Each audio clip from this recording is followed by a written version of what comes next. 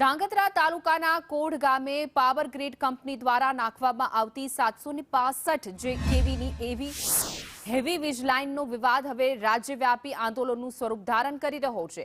આ વીજ લાઇન ગામના 29 જેટલા ખેડૂતોના ખેતરમાંથી પસાર થઈ રહી છે, જેના વિરોધમાં રામાપીર મંદિર ખાતે એક વિશાળ મહાસંમેલન યોજાયું, જે બાદ 700 થી પણ વધુ ખેડૂતો એકત્રિત થયા। ખેડૂતોનો મુખ્ય આક્ષેપ છે કે કંપની તેમને અત્યંત ઓછું વળતર આપી રહી છે, જ્યારે તેમની માંગ પ્રતિ ખેડૂત 30 લાખ રૂપિયાથી વધુ વળતરની છે।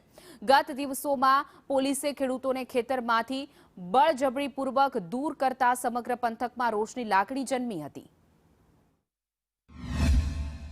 પાવર ગ્રીડની વટામણ જે લાઈન જઈ રહી છે 765 કેવીની, જે બાબતે પ્રશાસને જે આજ કોણ ગામના ખેડૂતો પર જે અત્યાચાર કર્યો છે, જે અન્યાય કર્યો છે, એક ખેડૂત દીઠ 10 પોલીસવાળા ઉતાર્યા છે અને બધાને અમને અમારી બાપ દાદાની માલિકીની જમીન હતી ત્યાંથી ઢસડી ઉપાડી અને પોલીસ સ્ટેશને લઈ ગયા છે। રાતે 11, 12 વાગે અમને છોડવામાં આવ્યા છે। આ ગ્રામ પંચાયતનો ઠરાવ હતો ગ્રામ પંચાયતનો કે આ પંચાયત અમને કોઈ આ જાતનો અમને વળતર માન્ય નથી અને આ જાત કોઈ કામ કરવામાં ન આવે, તે છતાં આ કંપનીની તાનાશાહી, આ પ્રશાસનની તાનાશાહીથી બળજબરીપૂર્વક અમારા ગામના ખેતરો ઉપર, અમારા છાતી ઉપર જે વીજ પોલના થાંભલા ઉભા કરવામાં આવ્યા છે, એનો અમે સખત શબ્દોમાં એનો બહિષ્કાર કરીએ છીએ અને આવનારા સમયમાં અમે આને ઉગ્ર આંદોલન જે પણ કરવું પડે એ અમે કરશું। કોણ ગામના ખેડૂતોના અમે લોકો વિડીયો જોયા અને વિડીયો જોયા પછી અમે સામેથી અને લોકો સાથે સંપર્ક થયો તો અહીંયા કોણ આવ્યા, તમે જોયું છે કે કઈ પ્રકારના ખેડૂતોની આજે આક્રોશ હતો।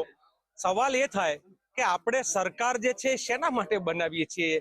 આપણા મતથી ચૂંટીને મોકલીએ, આપણા ટેક્સથી સરકાર ખર્ચા કરે અને અંતે એ જ સરકાર અને એ જ પોલીસ જે આપણા પગારથી જેનું પોતાનું ઘર ચાલતું હોય એ ખેડૂતો પર દંડા ઉપાડે, એ જ ખેડૂતોને ઢસડે અને આપણા ખેડૂતોની જમીનો ઉપર એ સરકાર થાંભલા નાખે।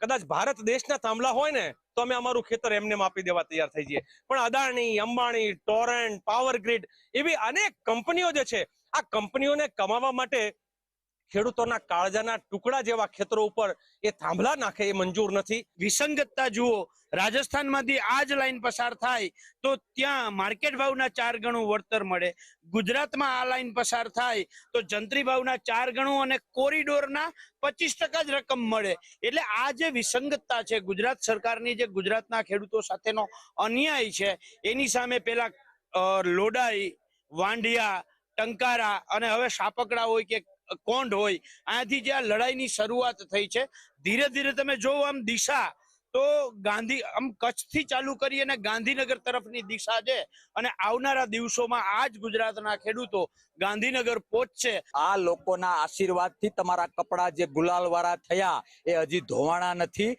ત્યાં સુધીમાં આજે તમે ખેડૂતોના કપડા લોહીથી રંગવા નીકળ્યા છો। શરમ આવવી જોઈએ, શરમ।